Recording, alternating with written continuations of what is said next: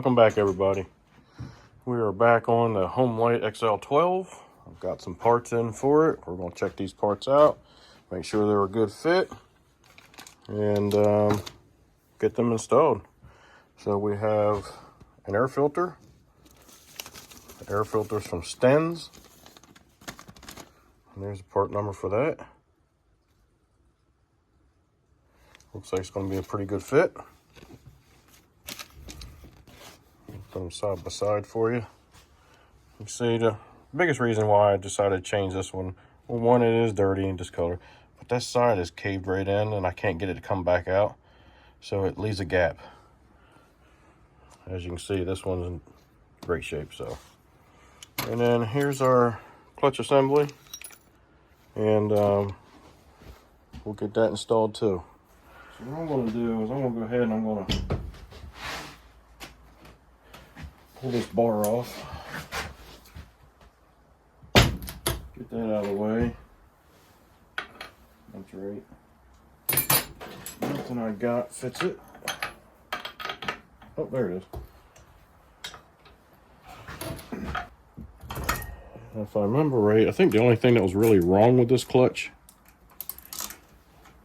was that the bearing was no good.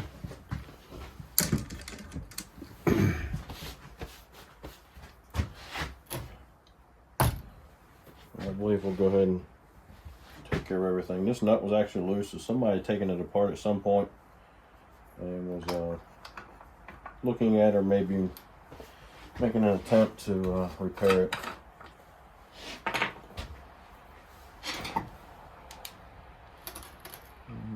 Still a little fuel left in there. I believe we also have a fuel issue too, where there's some pretty crud in there. That might be the sealant or varnish, might be varnish.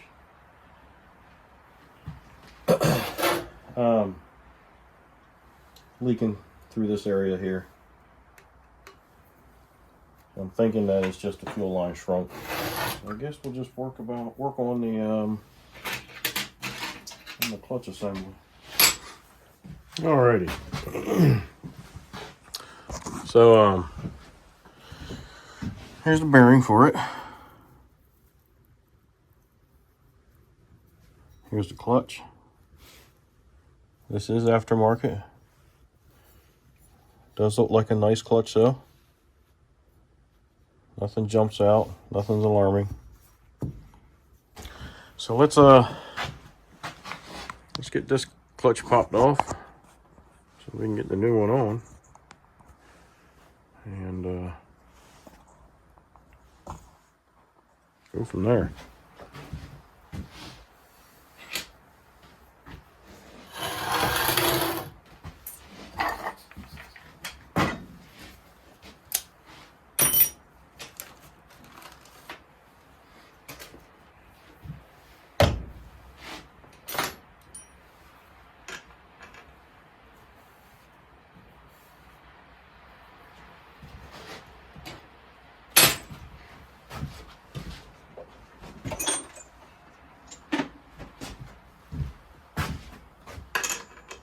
So 9/16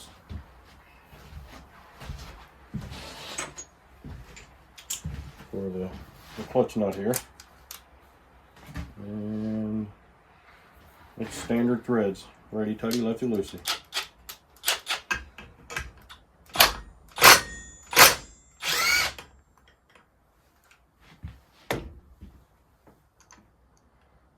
So you got your nut, your washer, your old clutch, which the inside of it is in pretty good shape. Very, very little grooving. It's just that the sprocket itself is just getting worn.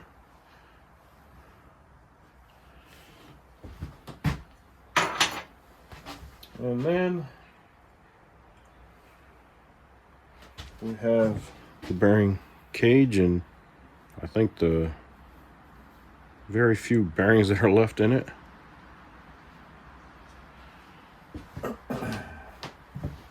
and this bushing. So this bushing actually slides over the shaft because the shaft's not very big at all. And then the bearing rides onto this bushing. That bushing's in very good shape. And then you have the actual clutch itself, which is a little different than what I'm used to seeing. Like, this is like a, I don't know, like an outer part of the housing. And the clutches are in there. Let's see if I can get this turned in such a way you can see it. All right. You can barely see that clutch in there. And it just flings out of the housing in 2 or 3 different spots. So, all right. Let's get it swapped out. So we'll put our bushing back on. We're going to grease up.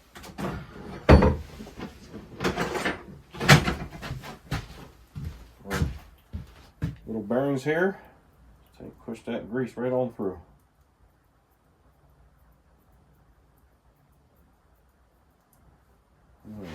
Slide that on.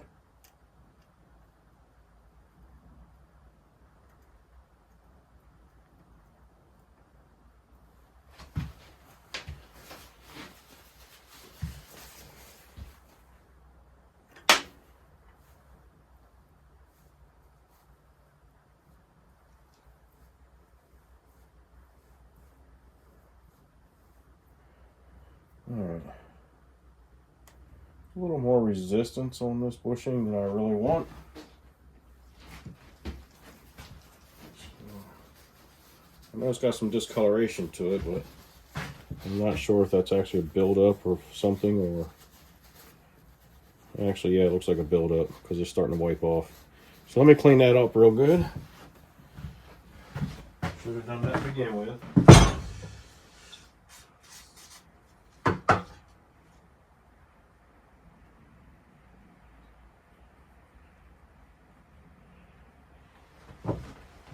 There we go. Got all that crud off of there.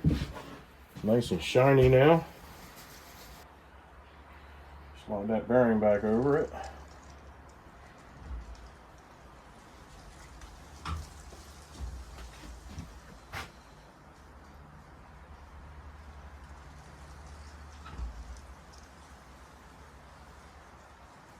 There we go.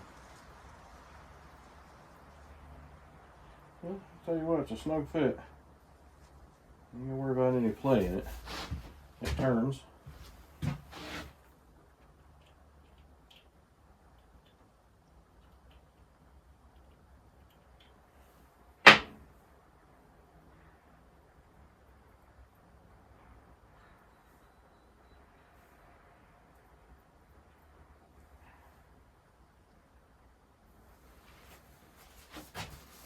And basically what this does is this bushing is a hair wider than the bearing, as you can see there.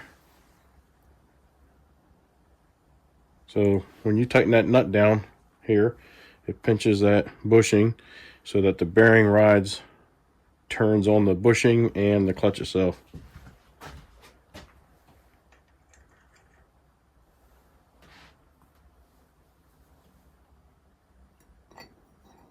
And there we go.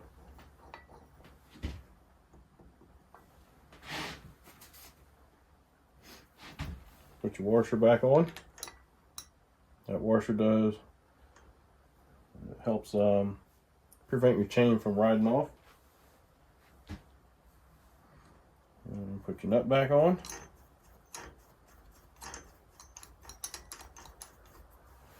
Snug her up.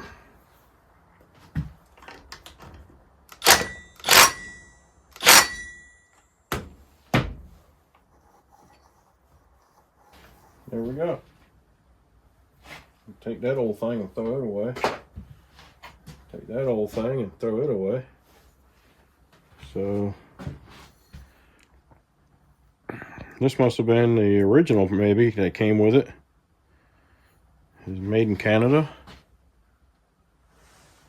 And I would say that's probably original part number, which is 30681. Alright guys, I happened to find a grommet. It ain't perfect, but it fits into the case, and my Tygon fits into that, and it's such a snug fit. I had to lube it up a little bit with some of that dielectric grease in order to get the hose through. So we got great interference with the case and the hose, so that should prevent all leaks. There's the old filter, pretty nasty.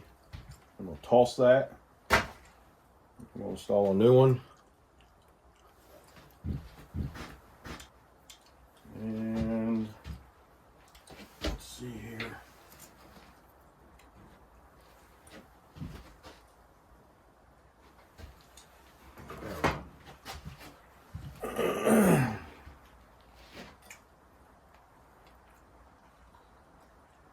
Here to here. Just trying to estimate how much of this fuel line I need to pull through by using the old. I think that'll work.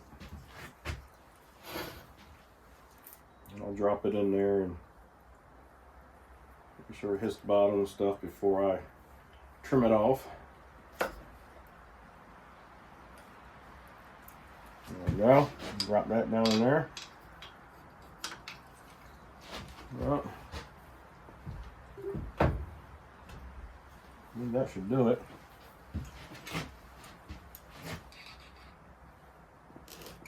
If you don't have a pair of these, shoot, forgot what they're called. Get yourself a pair, because they lock. All right. So what I do when I'm pushing my new line through and I can't quite reach it with my hands or anything, I'll take and pinch a hold of it with these, and I'll twist it around once or twice, and I pull. It's not coming apart. If you try to do it without wrapping it, and yes, it'll pull through. But they're great. All right, I think right there will be perfect.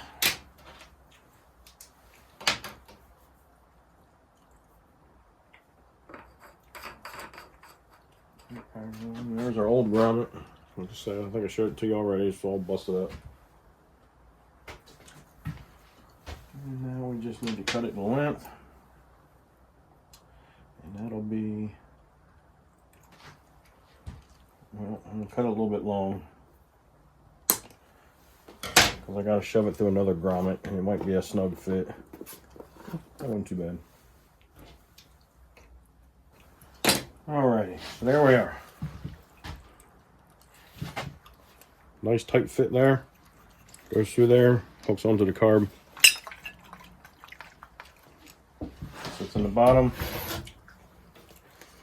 So it should follow no matter how you turn this off. So we're good to go.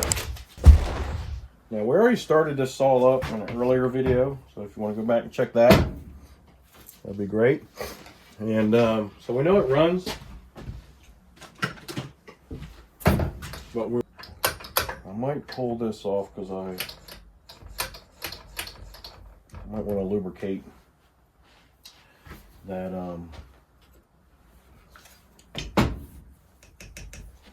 recoil.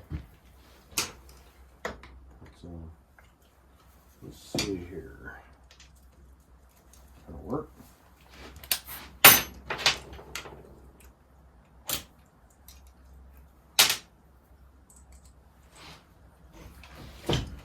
You know what?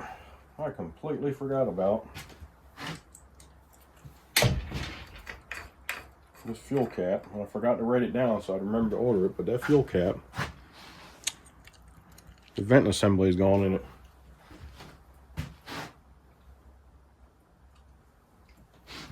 Let me got some duck bills. And we'll check that out. Check out the starter assembly.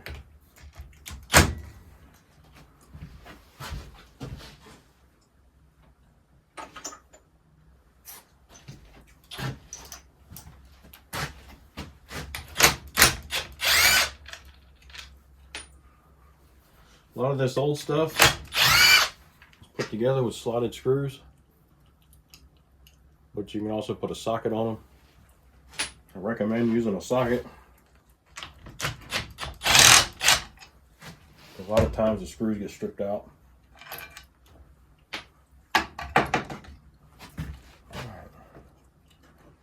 So it's old school here. You got the kill switch wire that hooks to the cover.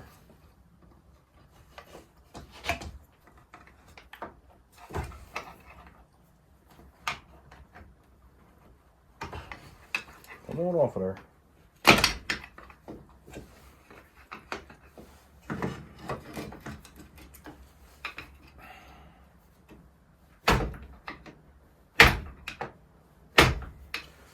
Well, it's been on there for a while. It does not want to come off.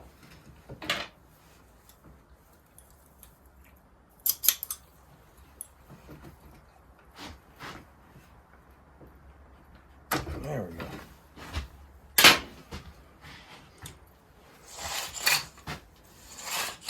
Yeah. I'm just going to use light oil. I never grease these things. All that does is create issues. Gives something for the oils and greases to cling to. Or dirt, I mean, to cling to. Alright.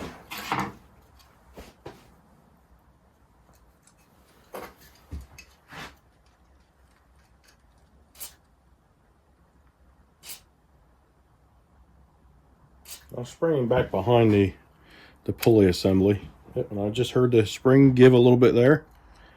So I guess the oil's getting back in there, doing its magic. Oh yeah, already feels better than already.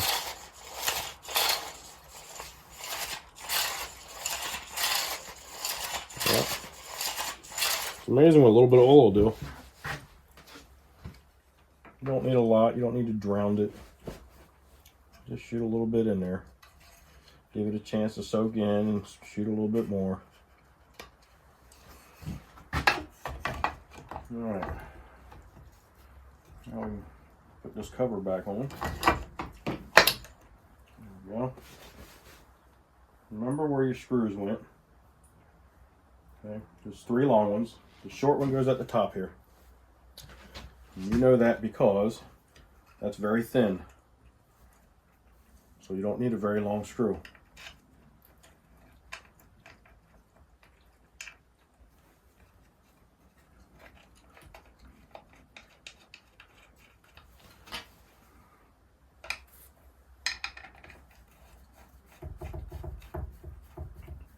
We'll just bring it up to it. We won't tighten it yet. And you know your long screws go in this area because that's such a long area. See that?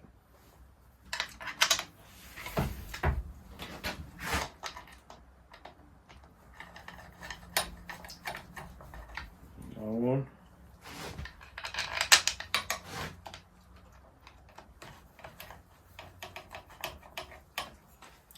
One more.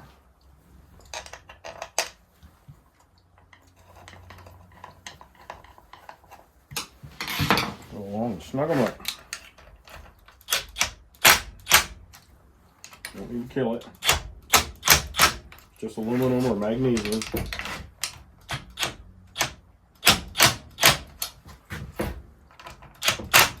Magnesium is pretty strong.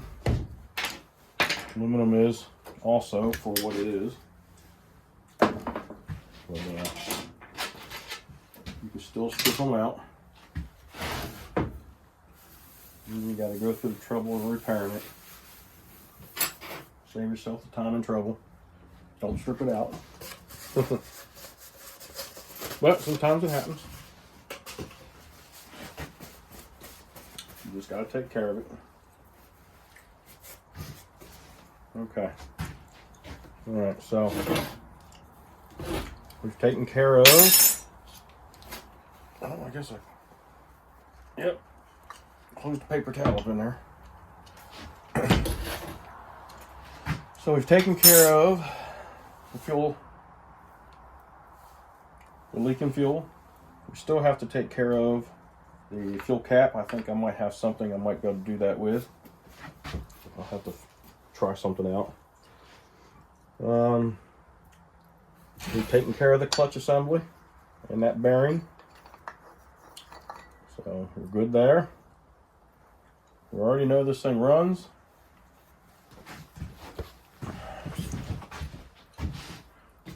Clean these threads up because that's pretty gummy.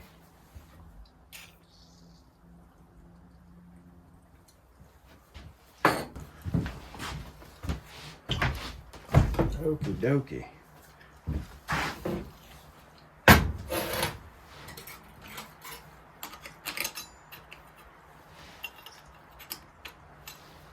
Wrong way, dum-dum. Wrong way. Basically, you want to take and put these back on if you're not sure which way it was supposed to go. You just want to make sure that the oil galley or the oil spot lines up with the oil spot here, and that your adjuster lines up with the adjuster spot there. If you turn it around, things don't line up. Down here might line up, but your oiler won't. And you'll end up burning your bar up. And in this case also, you got the curvature right there, which matches the curvature of the clutch. I'll go ahead and put the bar back on, and I'll mess with that fuel cap. I'll bring you guys back in a few minutes. I'm going to show you something that I just realized. I was sitting there looking at the end of this bar, and it's kind of different. If you look across here, it's fairly straight and just goes around the nose. But if you come across the bottom, you come here, this swoops up, right? Or down, however way you want to look at it. And then you got your adjuster hole here, but there isn't one up here. When you flip it over, you got the hole there and you have a spot. So this bar can only be put on one way. You can't flip this bar every so often. Now you can get creative and you can drill a hole through that and then take your Dremel or something and you know, clean it up so it matches to be a square. That way you can flip this bar. The only other thing you'd have to do is it only has one oiler hole. You'd have to drill for another oiler hole.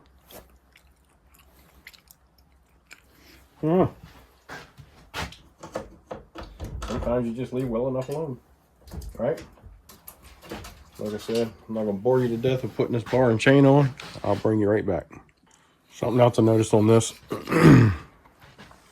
You see where the housing's getting chewed up from the nuts, turning the nuts on, turning the nuts off. Use washers with these. This is just an aluminum housing or magnesium housing, whatever it might be. And it's old. It's going to be hard to find if you end up destroying this one. So use your washers. Let your washers get cut up. You can change your washers out all the time. This one didn't have the washers, but I'm putting washers on it for the man. And you see how if you use a washer, this will take the cutting of the nut instead of your housing here. All right, just a little tip for you. All right, there we go. We got the bar on.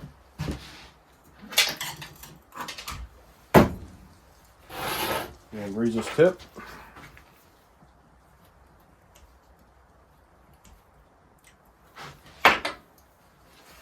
I'm gonna put a glove on.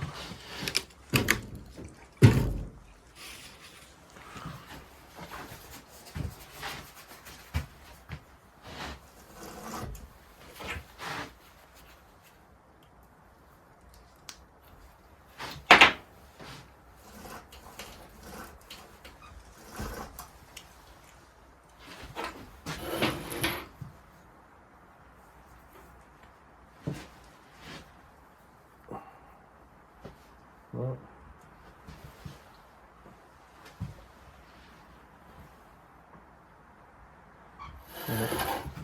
Looks like he's just got a grease port on one side also. This must be some sort of cheap bar, I guess. I don't know.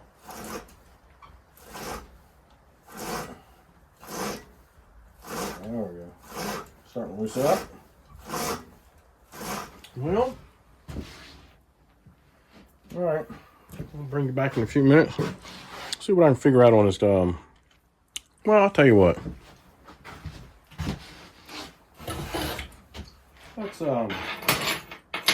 Let's try it out anyway. We can mess with that fuel cap after that.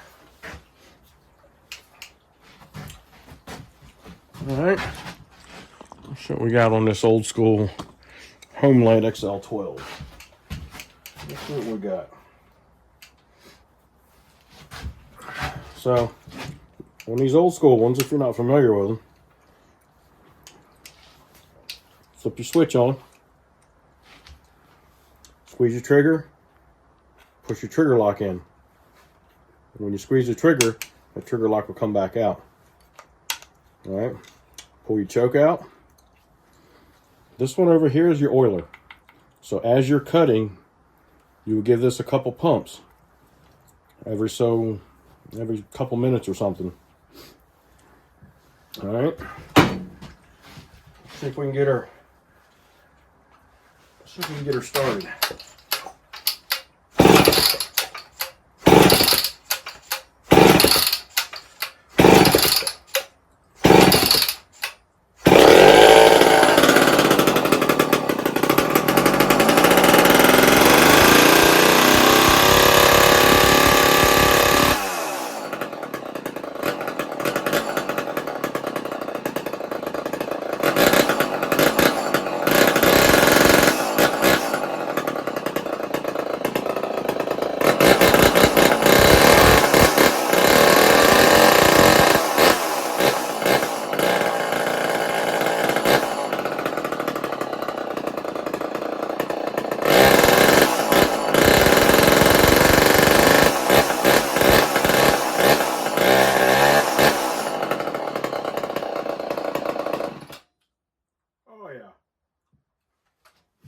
That's that old school sound there, boy.